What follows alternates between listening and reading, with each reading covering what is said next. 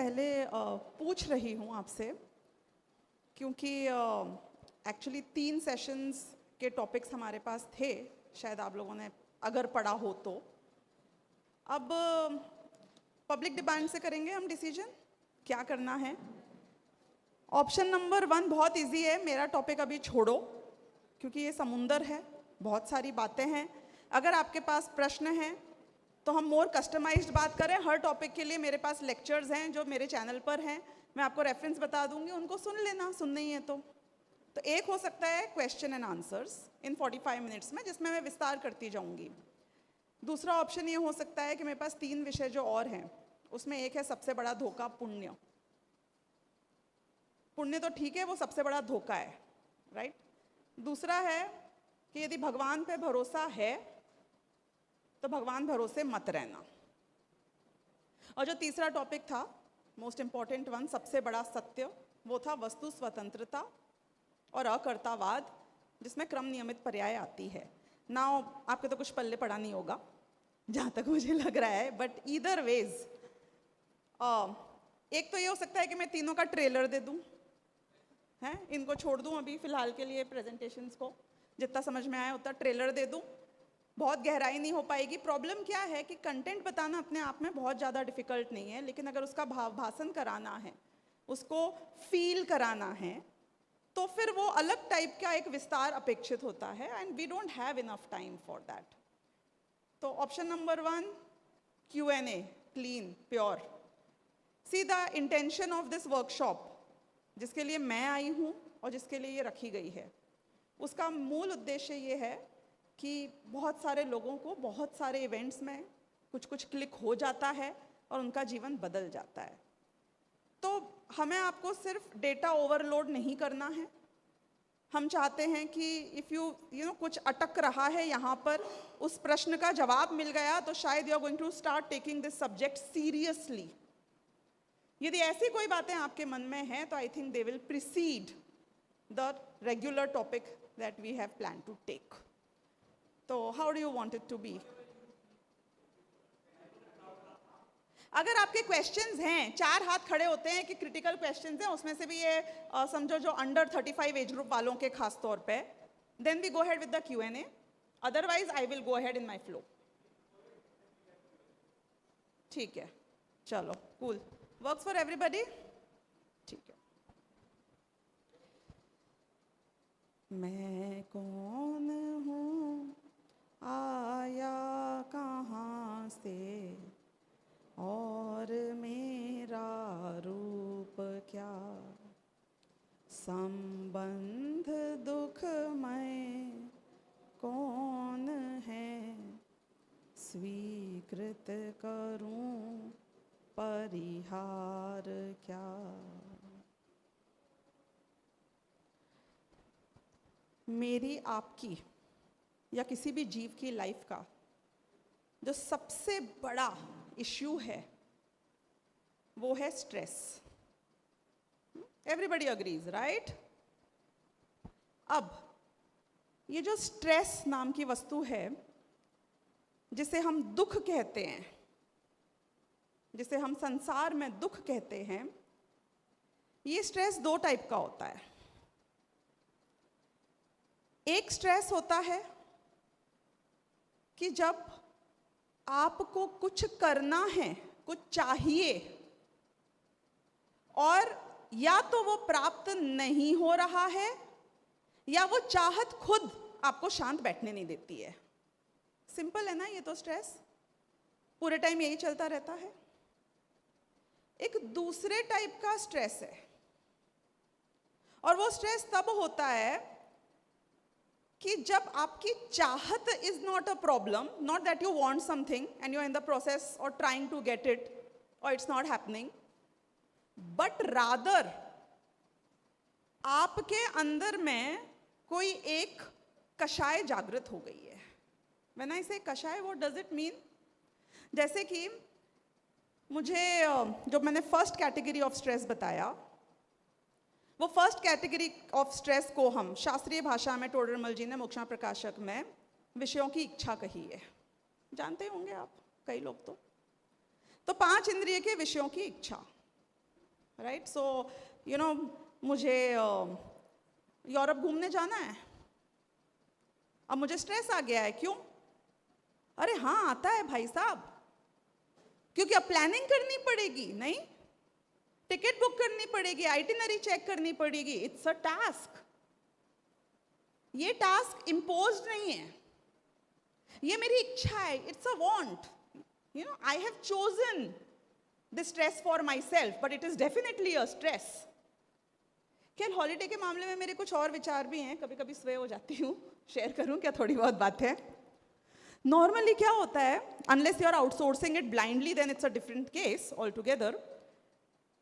हम ना 5 दिन के हॉलीडे के लिए 2 महीने प्लानिंग करते हैं। What a weird thing, isn't it? और वो 5 दिन जब हम हॉलीडे में पहुंच जाते हैं, तो डे 1, डे 0 से चालू कर दो। घर से 24 घंटे या 48 घंटे पहले से तो हमारी पैकिंग चालू हो जाती है, और ये जैनियों की तो और भी ज्यादा। क्यों? खाना पीना भी लेके जाना पड़ता है। हम जब सूटकेसेस लेके जाते हैं ना, तो सिर्फ जैनी परिवार ये समझ सकता है कि जो बड़ा सूटकेस है वो बोलता है इसमें खाना होएगा, राइट? और ये छोटा सा सूटकेस, इसमें 4 जोड़ी कपड़े होंगे। तो स्ट्रेस बता रही हूँ, स्ट्रेस। लोग शॉपिंग करते हैं कपड़ों की जाने से पहले, हम शॉपिंग करते हैं खाने की। So planning, itinerary. तो डे 0 -2 से मैं शुरू करूं अगर हॉलीडे की बात। वी आर अंडरस्टैंडिंग स्ट्रेस, हाँ, राइट नाउ। तो हमारी प्रॉब्लम स्टार्ट होती है, कहानी शुरू होती है पैकिंग से, उसके लिए खरीदने से। ऑफिस में जो आउट ऑफ ऑफिस डालना है, सारी प्रॉब्लम्स आपको पहले सॉल्व करके जानी है। 1 हफ्ते का गैप लेना है, पोस्टपोन करनी है बाकी की meetings. You can feel me, right? You feel me on this, sure? So many things.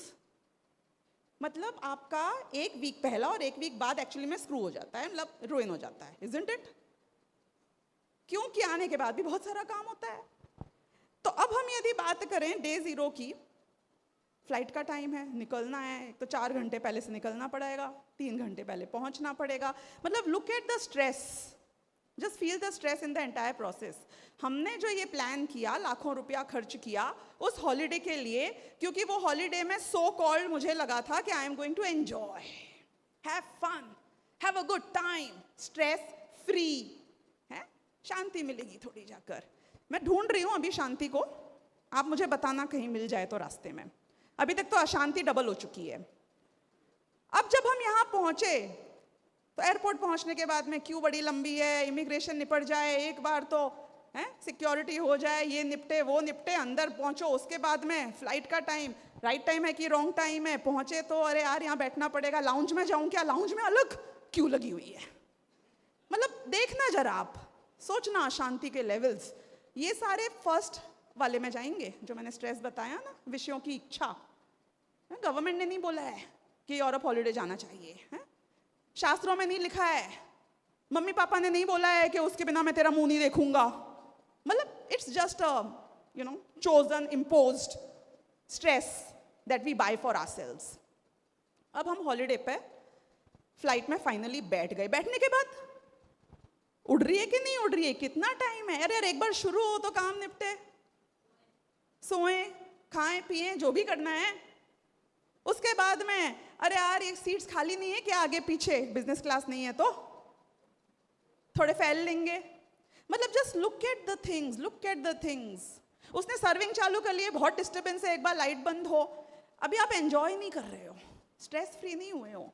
अरे यार बहुत लंबी फ्लाइट है, ये खत्म कब होएगी, कितनी जल्दी निपटेगी, पाँव दुख गए हैं, थोड़ा सा स्ट्रेच कर लूँ, थोड़ा सा उठ जाऊं, ये वॉशरूम आई जस्ट हेट है, फ्लाइट्स का इतना छोटा सा क्रिंजी सा, ठीक है। Just look at what is going on here. चलो फाइनली पहुंच गए। पहुंचते ही साथ क्या होता है, अरे यार ये बेल्ट देख लो आप भाई साहब, मेरा हमेशा लास्ट में ही आता है, पता नहीं क्यों, आपके साथ भी ऐसे ही होता होगा नहीं? अपना बैगेज हमेशा लास्ट में आता है बेल्ट पे, पता नहीं फर्स्ट किसका आता है, वो कौन सा महापुण्यशाली जीव होता है इस संसार में, लेकिन अपना तो लास्ट में आता है। फिर उसके बाद में अब तो शांति मिल गई ना, होटल जाना है, गाड़ी ढूंढो। होटल जाने के बाद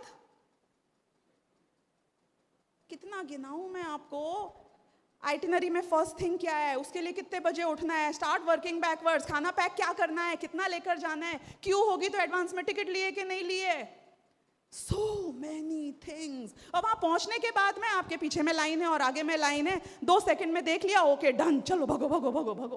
अब इसके बाद कहां पहुंचना था अपने आप को, अब क्या हुआ, अब क्या हुआ, अब क्या हुआ। पता चलता है कि हॉलीडे शुरू होने से पहले तो खत्म हो जाता है।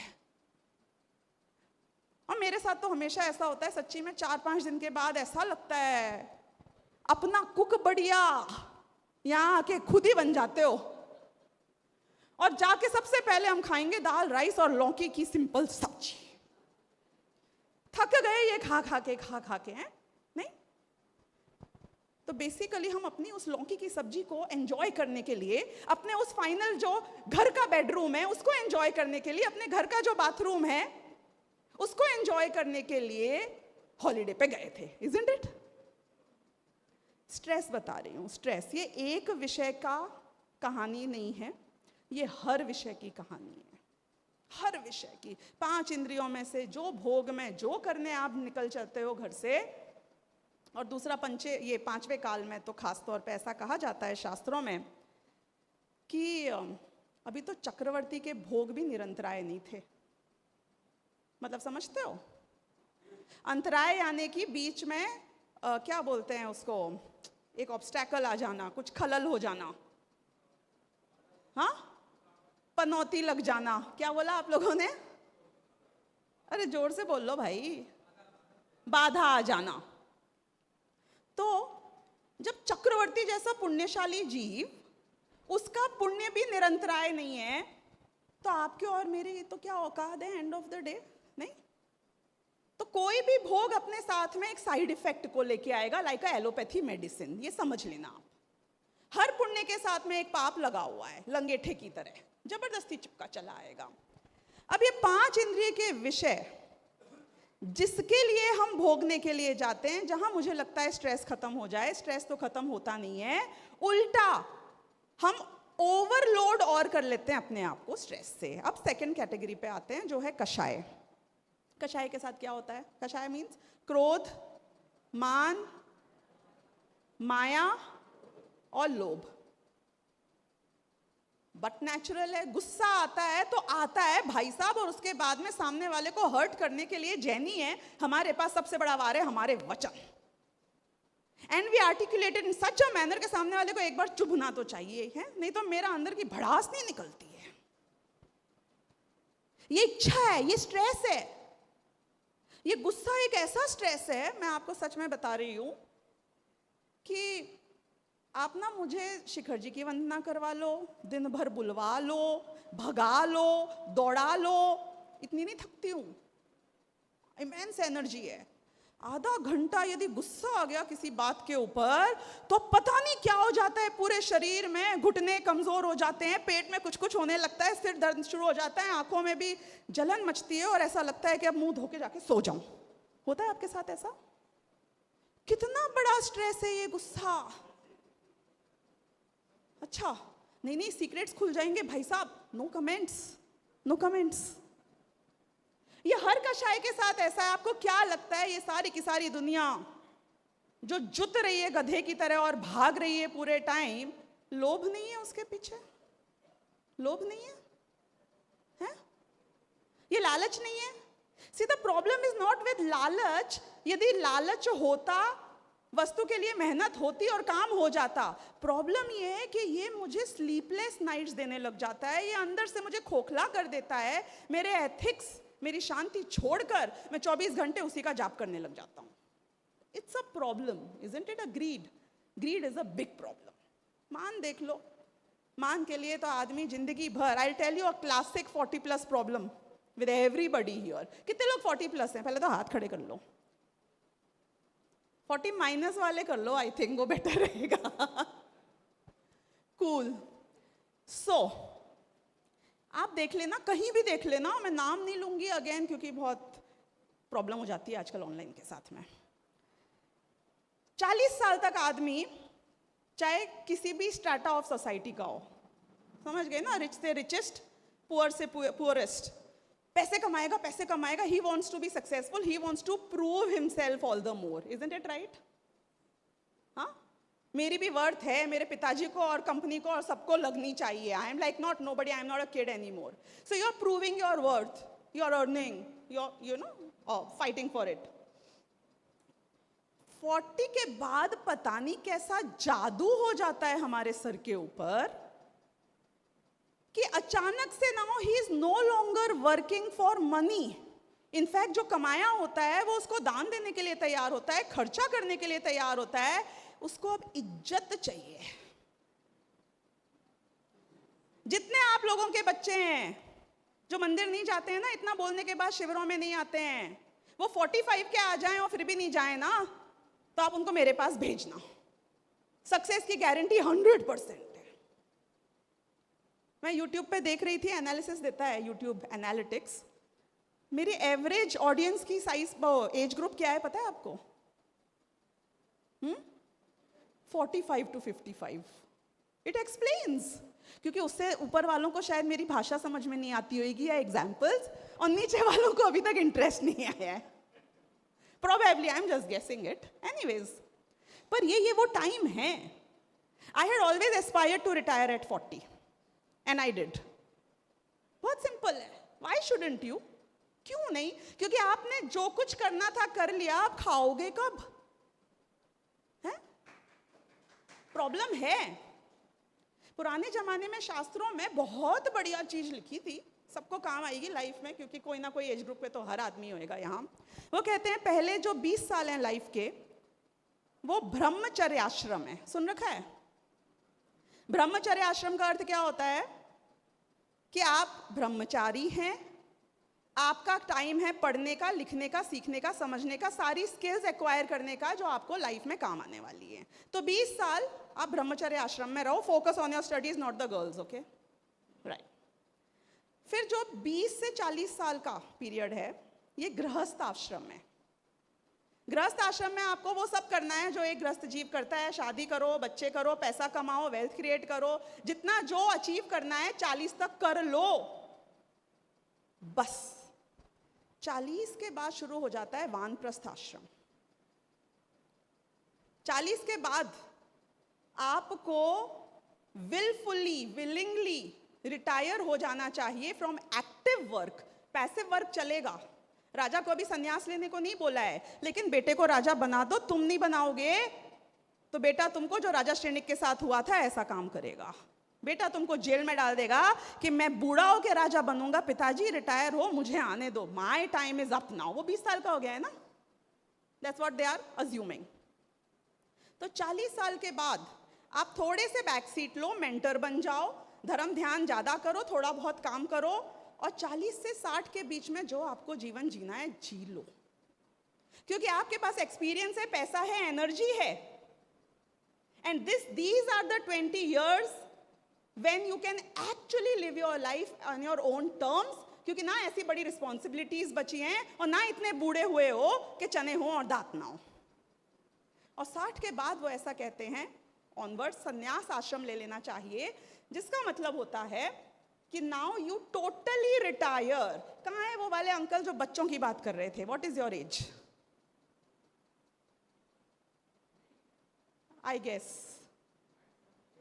राइट. तो 60 साल के बाद ये वो बोलते हैं कि अभी तक तो तुम मेंटर थे, एडवाइजर थे, समझाते थे बच्चों को क्या करना चाहिए क्या नहीं करना चाहिए. Once you hit your 60, you should totally retire from everything which is अपने काम या संसार से रिलेटेड है. भोग भी बहुत भोग लिया आपने, जो करना था कर लिया. अब आप धर्म ध्यान करो, क्योंकि आपके पांव किसी भी वक्त कब्र में हैं और पूरे के पूरे आप जा सकते हो. So no offence and no hard feelings on anything. जो फैक्ट है वो है, क्योंकि शरीर उसके बाद में बस शरीर ही बचता है जिसका ध्यान रखना है. अब ये देखा जाए तो जो ये 40 to 60 का एज ग्रुप है, मोस्टली ये होते हैं जिनको थोड़ा थोड़ा वैराग्य आना शुरू हो जाता है. मोस्टली ये होते हैं जिनको लाइफ में कुछ और करना है, जिनको एक बिगर थिंग, जिनको संस्कार देने हैं, रोल मॉडल बनना है, और लाइफ में जो करना है वो करने के लिए आ गए हैं. पर प्रॉब्लम ये होती है कि तुम्हारी लोभ कषाय जो चल रही थी इसके पहले, वो तो थोड़ी मंदी दिखती है जाती हुई, पर मान कषाय परवान चढ़ जाती है। नहीं, वी वॉन्ट द नेम, मैं एक लेगेसी क्रिएट करके जाऊं। नहीं, व्हाट इज द लेगेसी? अरे हम रहे ना रहे, नाम रहना चाहिए हमारा जिंदा। What's in a name? Ramesh, Rakesh, Suresh. 1008 नहीं, 1,08,00,000 मिल जाएंगे, गूगल करके तो देख लो। What's in the name? आज सुबह वंदना करने गई, अब नीचे देख के चलते हैं, पता नहीं किन किन के नाम लिखे हुए थे पूरे रास्ते में। हाँ, व्हाट्स इन अ नेम?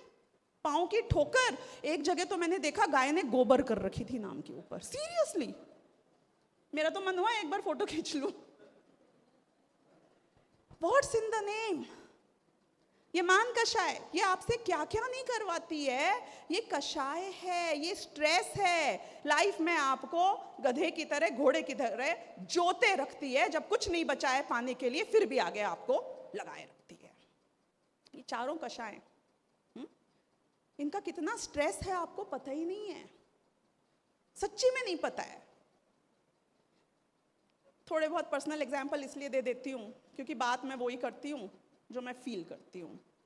मैंने ना कुछ समय पहले ऐसा सोचा था, सुभाष जी को पता है, जब मैं रिटायर हुई ना, क्या है कि कीड़े तो मेरे अंदर बहुत हैं, है ना, शांति से तो बैठा नहीं जाता है। मैंने कहा बेटा अपन वानप्रस्थ आश्रम में एंटर कर रहे हैं, अब अपन धर्म के क्षेत्र में करेंगे जो भी करेंगे। और दिमाग में कीड़ा आ गया, एक नया कीड़ा, कि एक काम करते हैं, एक बॉलीवुड मूवी बनाते हैं। क्योंकि ना अपन प्रवचन देकर या समझाकर या बुक लिखकर जितनी बातें समझा सकते हैं, action speaks louder than words. Film देखकर, एक तो लोगों को बोलना नहीं पड़ता है, देख देख, और लोग फिल्म देखते हैं और इतने अंदर तक टच होते हैं, it has the potential to change a lot of people. Creative तो थोड़ी बहुत थी, स्कूल कॉलेज में नाटक वाटक किए थे, मैंने विपिन ने मिलकर भी नाटक किया था, सुपर डुपर हिट हो गया था। डायरेक्टर, राइटर, सब कुछ मैं थी, एक्टर भी, मतलब टीम थी of course, but I was a part of the team. पर मुझे लगा कि यार राइटिंग आती तो है अपने को, है ना, आती है ना थोड़ी बहुत तो। स्कूल में भी किया था, पोयम भी लिखती थी, हम कंपटीशन किया करते थे मैं और विपिन कितनी बार, कि चल पोयम लिखते हैं, आशु कवि बोलते हैं, हु राइट्स द फास्टेस्ट, कि टाइम स्टार्ट्स नाउ, देखते हैं कौन पहले पोयम लिखेगा, किसकी बेटर होएगी, फिर दादा से पूछेंगे बताओ किसकी बेटर है। ऐसे आलतू फालतू काम बहुत किए हुए हैं कॉलेज में। तो मैंने सोचा कि थोड़ी बहुत देखते हैं, दिल से बात करेंगे तो दिल को लगेगी, तत्व की बात करेंगे तो लोगों के दिमाग पे जाएगी, एक फिल्म बनाते हैं। प्रोजेक्ट तो ले लिया मैंने, दूसरा स्टार्टअप वर्ल्ड में इतना काम किया है, इतने रेस किए हुए हैं फंड लोगों के लिए, तो मुझे लगा कि यार capability is not an issue, कर लेंगे, जो होगी देखी जाएगी। बहुत लोगों ने बोला रहने दे, मैंने कहा नहीं, I am a go getter, I will do it. मैंने एक इतना बड़ा स्ट्रेस मोल ले लिया जिसके बारे में मुझे खुद को अंदाजा नहीं था। कई बार तो आप ठोकर खा के गिरते हो तभी रियलाइज करते हो ना, ठीक है, इट्स फाइन, लेकिन गलत रास्ते पे कितने ही आगे क्यों ना बढ़ गए हो, सतपथ लौट आना बेटर है।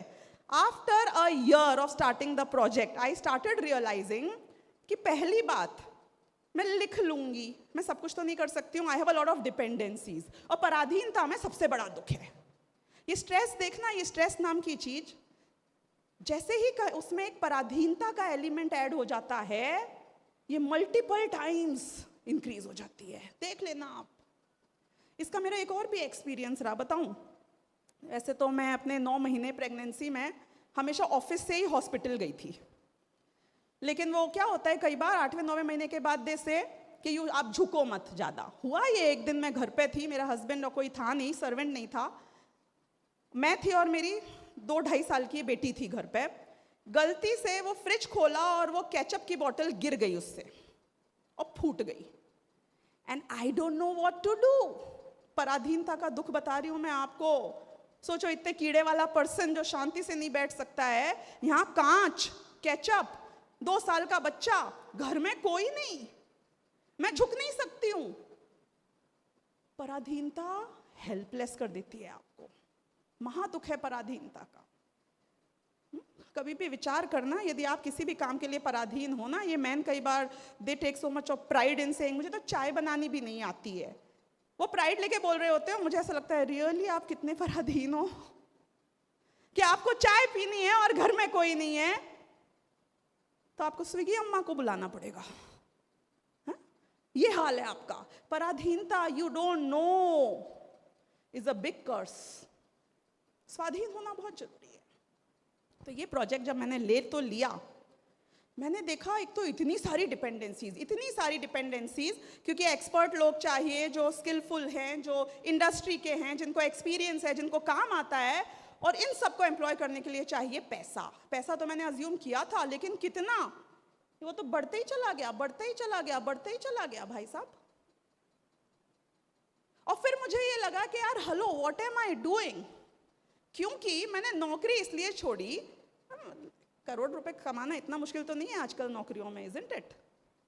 मैंने नौकरी इसलिए छोड़ी कि मुझे पैसे का स्ट्रेस नहीं चाहिए, मुझे काम का स्ट्रेस नहीं चाहिए, money is not my objective.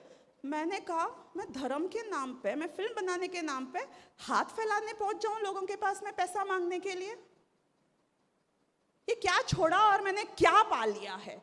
पैसों से अगर तुम्हारा इंटरेस्ट खत्म हुआ था कमाने से, तो पैसों का विकल्प खत्म होना चाहिए था। इस नाम पे नहीं तो उस नाम पे अगर तुमने ये विकल्प चालू कर दिया, तो स्ट्रेस तो वहीं का वहीं बना रहा। I am still a loser, and that was the point. I actually decided कि ठीक है, लिख लिए स्क्रिप्ट, जो हो गया है सो हो गया है, कोई बात नहीं, मुझको ये प्रोजेक्ट में काम नहीं करना है। जब कमर्शियल इंटरेस्ट है ही नहीं, तो मैं भिखमंगी क्यों बनूं? And I dropped it all together, and I don't resent it. मैं आपको ये बताने की कोशिश कर रही हूं, जिस दिन ये प्रोजेक्ट मैंने ड्रॉप किया, एक लेवल ऑफ मोक्ष तो मुझे मिल गया, सीरियसली। क्योंकि नाउ आई डोंट केयर। तब मुझे ऐसा लगता था, किसी का चेहरा दिखता था कि हाँ ये इन्वेस्ट कर सकता है, तो इससे बात कर लेते हैं। अब मेरे को किसी का नाम याद रखने की जरूरत नहीं है, अब मुझे किसी का चेहरा याद रखने की जरूरत नहीं है, और मुझे किसी से बात करने में कोई इंटरेस्ट नहीं है। आपको इंटरेस्ट है तो आओ, और नहीं है तो बहुत बढ़िया। कितनी सिंपल और कितनी इजी लाइफ हो गई। एक एक स्ट्रेस जब जीवन से हटता है, हम रियलाइज नहीं करते हैं, हम एक स्ट्रेस छोड़ते हैं और दूसरे दलदल में पांव को जाके फंसा देते हैं। ऑब्जेक्टिव होना चाहिए था कि स्ट्रेस खत्म हो जाए। एक एक कशाय के स्ट्रेस की बात कर रही हूं, एक एक कशाय के। देखो, कुछ भी कहो, हर इंसान में जो गृहस्थ है, मान कषाय भी है। एक बार जो मैं बता रही हूं ऐसे जीवन जी के देखो। हर आदमी को है, अपने ये मारवाड़ियों में तो बहुत ज्यादा है, नो ऑफेंस अगेन, जो है सो है, बात कर रहे हैं अपन तो है थोड़ी बहुत। ये पूछ नहीं, इसने मुझे नहीं पूछा, इसने मुझे नहीं बुलाया, मुझे फर्स्ट रो पे नहीं, मुझे फोर्थ रो पे मैं बैठ गया तो बोला तक नहीं कि आगे आ जाओ। ये महान कषाय साल भर तक याद रखते हैं। हम शादी में गए थे, हमको वो कॉर्नर वाला रूम दिया था। ये महान कषाय, ये कितना ट्रबल करती है अंदर से हमको, ये एक्सपेक्टेशन। शुरू में मेरे को ये थोड़ा सा इंटरेस्ट था कि ये यूट्यूब चैनल के ऊपर देखो कितने लोगों ने देख लिया है, कोई ने सुना कि नहीं सुना। मैंने कहा व्हाट आर यू डूइंग? तुमने इसलिए ये इस फील्ड में आई थी कि अब तुम इस चीज को चेस करना शुरू कर दो। What's the point? ये भी स्ट्रेस है। The moment you stop looking at that, the moment you stop caring, आपने बुलाया तो बहुत बढ़िया, नहीं बुलाया तो और भी बढ़िया है? आपने पूछा तो बहुत बढ़िया, नहीं पूछा तो और भी बढ़िया। क्योंकि I am doing my self such a big favour bye not expecting anything. जिस पल मेरी अपेक्षाएं खत्म हो जाती हैं, एक लेवल ऑफ मोक्ष मुझे वहीं प्राप्त हो जाता है। स्ट्रेस, अपेक्षाओं का स्ट्रेस, ये अपेक्षा मान के कारण, ये अपेक्षा लोभ के कारण। कितनी अपेक्षाएं यार, क्यों इतना एक्सपेक्ट करते हो दुनिया से? सारी दुनिया ने तुमको खुश करने का ठेका ले रखा है, क्यों कोई तुम्हें प्लीज करेगा? और मैं पराधीन क्यों हूं? हाँ, ये सबसे बड़ी बात है कि मैं आपके थैंक यू के पराधीन क्यों हूं? कि यदि आपने नहीं सुना, आपने नहीं देखा, आप नहीं आए, हो सकता है यहाँ पे 4 आदमी हो। यूएस की सच्चाई बता दूं मैं आपको, वहां पे वो लोग बुला तो लेते हैं प्रवचनों के लिए, कुछ एक सेंटर्स को छोड़ दो। कितने लोग आते हैं भाई साहब प्रवचन सुनने के लिए? बताओ जरा मुझे, अंदर की बात है। उसने भी देख लिया, मैंने भी देख लिया। बहुत बुरा हाल है भाई साहब, बहुत बुरा हाल है।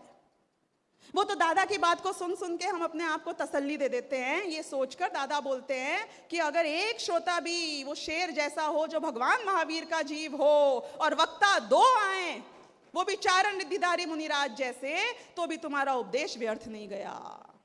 अरे वो सोचना अलग बात है, शुरू शुरू में तकलीफ होती है। रागी द्वेषी तो है ही ना, कौन सा हमारे अभी अणुव्रत महाव्रत हो गए। लेकिन जिस मोमेंट एक कॉन्शियस कॉल, ये ना, ये अपने अंदर में अपने दिमाग को, अपने थॉट प्रोसेस को ये क्लियर करना पड़ता है, ये सफाई करनी पड़ती है। वो अपन डीक्लटरिंग करते हैं ना, सब लोग करेंगे अभी दिवाली के पहले थोड़ा घर की सफाई, ये दिमाग की भी थोड़ी करनी पड़ेगी एक्चुअली। कब करते हो आप लोग? दिवाली के बाद, पहले, न्यू ईयर के बाद, पहले, क्षमावाणी के टाइम, 10 लक्षण के टाइम, कितने सालों से नहीं की है? उसकी कोई साइकिल होनी चाहिए कि नहीं होनी चाहिए? क्योंकि रोज रोज नहाते हो, हैं? नहीं, रोज नहाते हो। क्यों नहाते हो? क्योंकि रोज गंदा होता हूं तो रोज नहाना पड़ता है। रोज यहां पे इतनी गंदगी आती है, रोज ब्रेन वॉश करना चाहिए, नहीं? इसलिए तो मंदिर जाते हैं हम। आपको क्या लगता है? अरे पत्थर की मूर्ति में भगवान की स्थापना हमने भगवान को प्लीज करने के लिए नहीं करी थी। भगवान को तो फर्क ही नहीं पड़ता है, ही डजंट केयर। हाँ, कितने मंदिर हैं, कम है, ज्यादा है, मेरी मूर्ति टूट गई कि किस डायरेक्शन में फेस कर रही है, कि क्या हो रहा है, he doesn't care, they don't care. अरे मैंने इसलिए वो स्थापना करी थी कि अपने घर में हम चेहरे देखते हैं, कैसे कैसे चेहरे दिखते हैं, आड़े टेढ़े से, उल्टे सीधे से, किसी में गुस्सा, किसी में प्रेम। अरे भगवान के देखेंगे, या ऐसे देखते हैं जो आपको घूर रहे होंगे, या ऐसे देखेंगे जो आपको इग्नोर कर रहे होंगे। हम भगवान का चेहरा देखते हैं, हमें शांति मिलती है, because he is not judging us. ये ब्रेन वॉश करके हम स्ट्रेस को वॉश करने की कोशिश करते हैं। एक एक गंदगी जो हमारे जीवन में कब सीप इन कर जाती है। संसार का नाम पता है संसार क्यों है? संसरण क्यों है? क्योंकि उसका मतलब है फिसलना। हम फिसल जाते हैं, हम जो है वत्थु सहावो धम्मो, अपने स्वभाव से फिसल जाते हैं, अपने शांत नेचर से फिसल जाते हैं, हमें पता ही नहीं चलता हम कब बिगड़ जाते हैं। हम भोले भाले पाप कर लेते हैं और समझ नहीं पाते हैं कि हमने क्या पाप किया है और क्यों किया है। हमारा सबसे बड़ा दुश्मन बहुत सिंपल टर्म्स में एक ही है, और वो है स्ट्रेस। और ये स्ट्रेस हर विषय की इच्छा से होता है, ये स्ट्रेस हर कषाय से होता है, और ये स्ट्रेस पाप के उदय से भी होता है। अब ये वाला जो तीसरा वाला है ना, ये फिर भी ज्यादा जस्टिफाइड है, क्योंकि जो पहले 2 स्ट्रेस हैं ये तो हमने इनवाइट किए हैं, ये तो अपने ऊपर खुद ओढ़े हैं। जो तीसरा वाला है वो है पाप का उदय, यानी कि टांग टूट गई मेरी, अब खुद की टांग टूटी है तो मुझे तो भोगनी पड़ेगी ना, I don't have a choice. पाप का उदय, जब पाप का उदय आता है तो पाप के उदय को खत्म करने की, उसको पार करने की, उसको सुपरसीड करने की इच्छा, you start counting your days, you start waiting. तो चिकनगुनिया हो गया था तो इंतजार किया ना, 4 दिन का, डॉक्टर ने बोला है 4 दिन में ठीक होएगा, बेटर होगे। अब आप क्या करते हो? 4 दिन बिताने का वेट। अरे वो ही नहीं, जब आप पर्यूषण में या 10 लक्षण में उपवास करते हो ना, तब भी आपने अगर 8 दिन या 10 दिन का उपवास कर रखा है तो वेट करते हो कि 10 दिन निपटे। नहीं, यहां पे कुछ लोग वेट कर रहे होंगे कि यार 10 मिनट और बाकी है। नहीं, ये पाप का उदय, जब आप किसी चीज को अनिष्ट देखते हो, बुरे तरीके से देखते हो, तो जो आप उसको निपटने की इच्छा करते हो, वो निपटने का स्ट्रेस देकर आप अपने आप को इतना बिजी और दुखी रखते हो पूरे टाइम कि अपने ऊपर एक और अपराध करते हो। अब ये 3 तो चलो ठीक है, आप भी मान गए, मैं भी मान गई, सब मान गए। ये जो चौथी इच्छा है, जो चौथे प्रकार का स्ट्रेस है, जो टोडरमल जी ने बताया, ये अपने आप में नायाब है। ये जो चौथे नंबर का स्ट्रेस है, वो है पुण्य का उदय। भाई साहब, सुन रखा था क्या किसी ने अभी तक? पुण्य का उदय, इसका स्ट्रेस है। तो मैं आपसे पूछूं कि अरे बहुत स्ट्रेस होएगा आपको, तो अरे नहीं सब बढ़िया है, अपने तो काम वाम चल रहा है, ये हो गया है वो गया। स्ट्रेस है कि नहीं है पुण्य का उदय का? आप फिट हो, हेल्थ प्रॉब्लम्स नहीं है, स्ट्रेस है?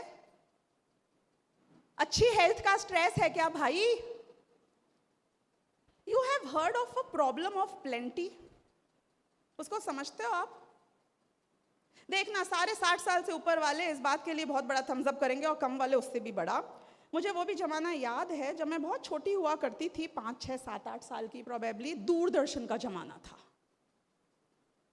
दूरदर्शन के जमाने में एवरी संडे एक मूवी आया करती थी, एंड पूरी फैमिली इररिस्पेक्टिव ऑफ कौन सी मूवी आ रही है, कैसी मूवी आ रही है, बैठ के शाम को शांति से विदाउट एनी चॉइस जो पेश किया जाता था उसको देख लेता था।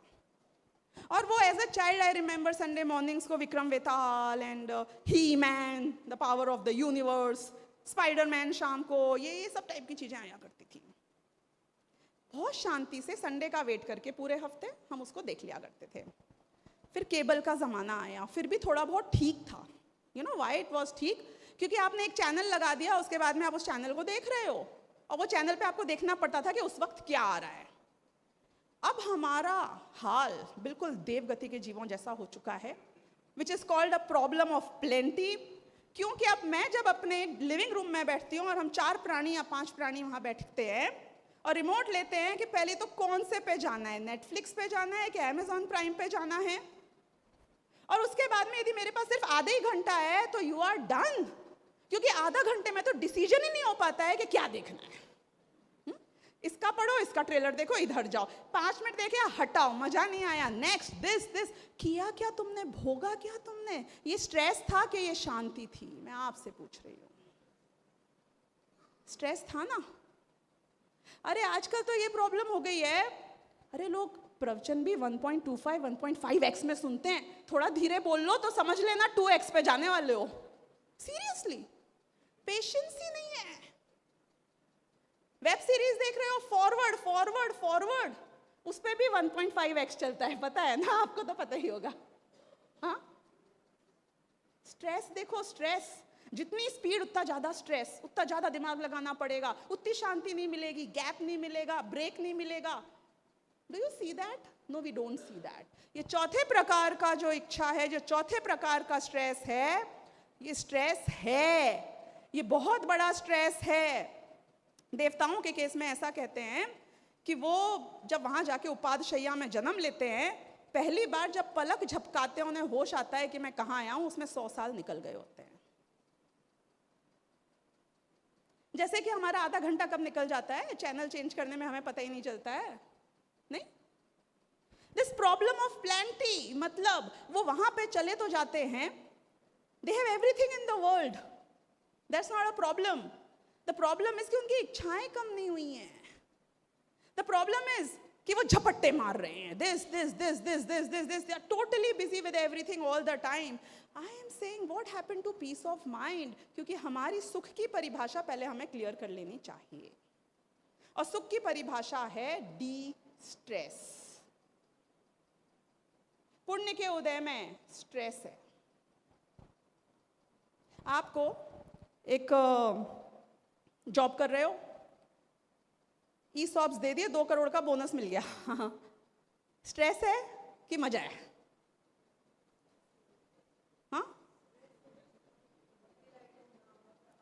2 करोड़ को तिजोरी में तो रखोगे नहीं, या घड़े में लेकर डाल के जमीन में तो गाड़ोगे नहीं, काम पे लग गए आप तो ये चौथे प्रकार की इच्छा का बहुत समय तो नहीं है। प्रवचन सार की गाथाएं हैं उसके ऊपर 63 से लेके 73 तक, जो बहुत अमेजिंग है। ये विषय अपने आप में इतना ब्यूटीफुल है, although that is not the intention, पर क्या करें, once you read that you will start feeling so miserable about your current life, and it's important to feel that ways. क्योंकि जब तक हम ये रियलाइज नहीं करेंगे कि किसकी वजह से स्ट्रेस है, तब तक हम एक्चुअल स्ट्रेस फ्री होने का रास्ता ही नहीं अपनाएंगे। एक बार क्या हुआ था, जयपुर में थी, जयपुर की गर्मी तो आपको पता ही है कैसी होती है। एक ये सर्वेंट आया इंटरव्यू देने के लिए, तो बहुत गर्म जमीन हो रखी थी और वो मतलब साइड में छाया भी थी दोनों साइड, पर बीच में धूप थी। वो आके वहाँ धूप में खड़ा हो गया, ऐसी जमीन के ऊपर जहाँ पे आप एक सेकंड के लिए पाँव नहीं रख सकते हो, और वो बातें किए जा रहा है, बातें किए जा रहा है। बहुत दया आई, बोले भैया कम से कम छाया में आके खड़े हो जाओ, एक काम करो घर में आ जाओ पंखे में।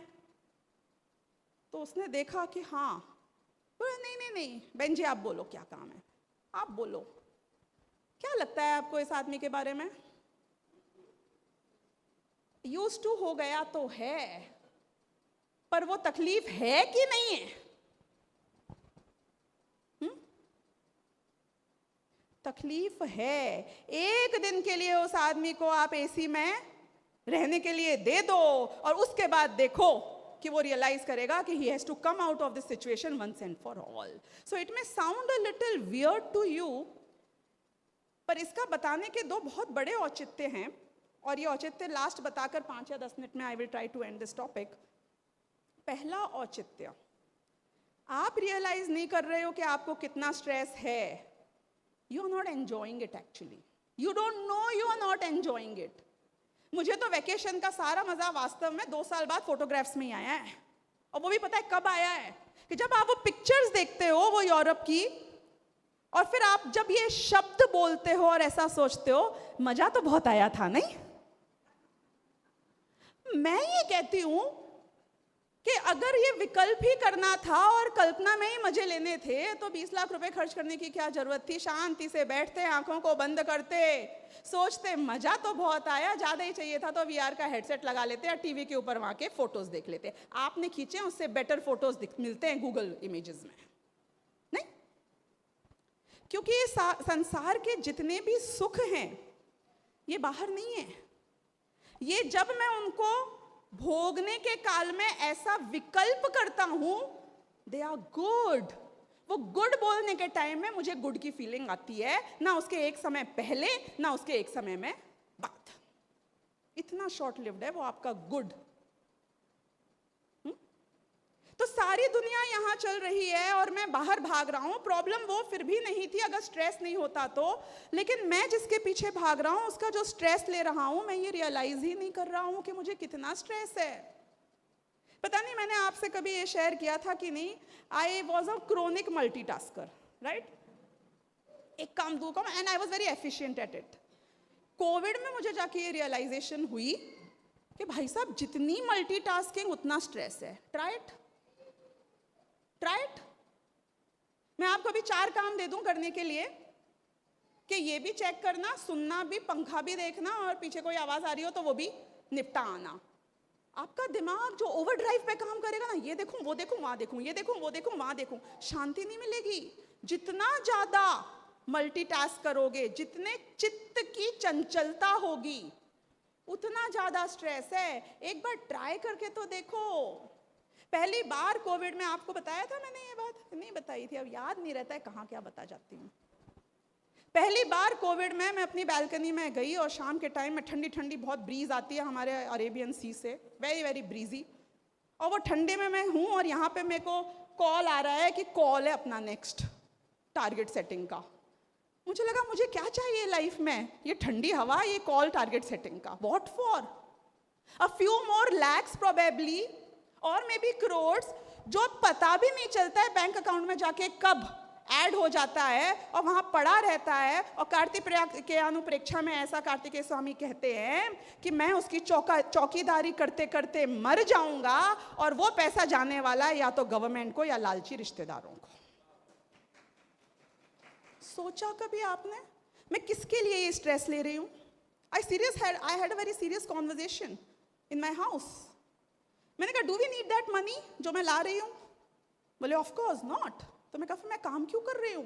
मैं यहाँ ठंडी हवा खाऊं, मैं शास्त्र सुनूं, मैं भजन सुनूं, मुझे जो करना है मैं वो करूं, आफ्टर 40 की लाइफ जीऊं, या वहां जाके एक एक माथा फोड़ी करूं, इसकी ये क्राइसिस उसकी वो क्राइसिस? बताया था ना आपको कैबिन में, every day new problem solving. What for? Do I need to do it? Still कर लिया ना प्रूव जो करना था। ये स्ट्रेस को मैं तब तक रियलाइज नहीं करता हूं जब तक मैं उसमें डूब कर नहीं देखता हूं कि ये स्ट्रेस है कि नहीं है। ऐसा भी हुआ था हमारे साथ एक बार, 5-6 टिकट्स थी वही इंटरनेशनल हॉलिडे ट्रिप की, कोविड के जस्ट बाद की बात है। गड़बड़ ये हो गई कि वो कुछ नया रूल आ गया तो उन लोगों ने हमको डिनाई कर दिया बोर्डिंग के लिए, बोला कुछ तो और आपको वहाँ की एम्बेसी से एक ईमेल भेजकर 2 घंटे लगते हैं, अप्रूवल लेना पड़ेगा। गए 1-2 लाख रुपए तो ऑब्वियसली, क्योंकि उसके बाद कुछ होता नहीं है। क्या करें बोलो, क्या करोगे? क्या करें सिचुएशन में? मैं जीत जाऊं यदि मुझे स्ट्रेस ना हो, और मैं हार गया यदि मुझे स्ट्रेस हो गया। Do we even realise that कि हॉलिडे जा रहे हैं, जो गया, वो जाना था तो गया, नेक्स्ट फ्लाइट ढूंढो जब तक एम्बेसी से आ जाएगा, चलो, एज सिंपल एज दैट। तो what happened to that money? It was never mine. पता नहीं बैंक अकाउंट के किस कोने में पड़ा हुआ था। अगर कोई मुझे बताता नहीं और वो पैसा कट जाता बैंक में से कभी और मेरे पास नोटिफिकेशन नहीं आता, तो सच्ची में we would have not even realised कि वो पैसा चला गया है। अब पता चल गया है ना, तो तुम्हें सारी प्रॉब्लम हो गई है। जिंदगी में हम तब जीतते हैं जब हमने अपनी जीवन को शांति से बिता दिया। मनी का वो फायदा या राइट यूटिलाइजेशन हो सकता है कि यदि उसको खर्च के मैंने अपनी मन की शांति खरीद ली। यदि मन की शांति को खो के पैसे कमाए, अपनी मन की शांति को खो के आपने नाम कमाया, मन की शांति को खोकर ये संसार में आपने जो भी अचीवमेंट्स किए हैं, believe you me, they are not